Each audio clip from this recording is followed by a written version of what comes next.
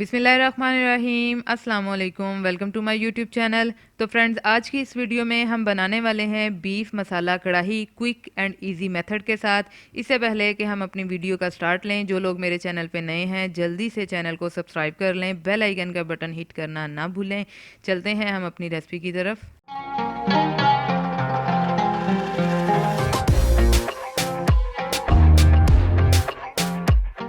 बिस्मिल्लाहिर्रहमानिर्रहीम। तो फ्रेंड्स, सबसे पहले यहाँ पे हमें एक अदद प्रेशर कुकर चाहिए, जिसमें मैं 2 किलो के करीब बोनलेस बीफ शामिल कर रही हूँ। तो गोश्त को आपने अच्छे से धो के साफ़ कर लेना है और एक्स्ट्रा चर्बी को रिमूव कर देना है। फिर हम इसमें शामिल करेंगे 2 बड़े साइज़ के बारीक चॉप किए हुए प्याज, जिन्हें मैंने धो के अच्छे से साफ़ कर लिया था। और फिर हम इसमें शामिल करेंगे 2 गुठियाँ छिली हुई लहसुन की। साथ ही मैं इसमें 3 अदद मीडियम साइज़ के टमाटर शामिल कर दूंगी। मैं यहाँ टमाटर कट करके शामिल नहीं कर रही, इसकी क्या वजह है ये मैं आपको वीडियो में आगे चल के बताऊंगी।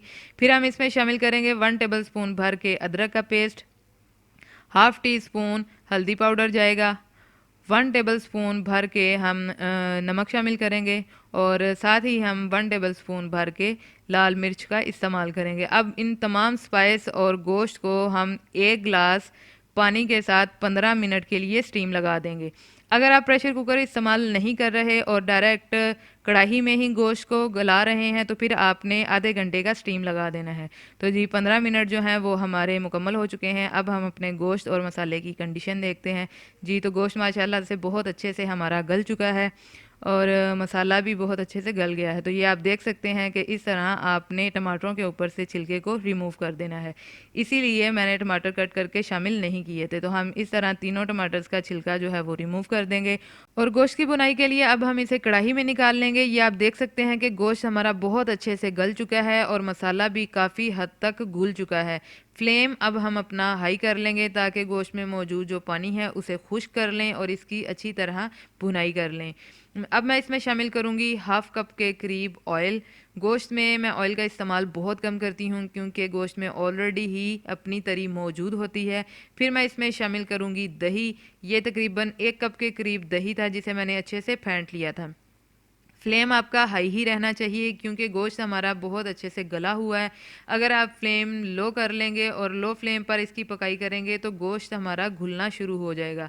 हाँ, ये आप देख सकते हैं कि हमारी ग्रेवी जो है वो बहुत अच्छे से तैयार हो चुकी है और जो इसमें मौजूद दही था वो भी काफ़ी हद तक ड्राई हो चुका है क्योंकि ग्रेवी ने ऑयल छोड़ दिया है।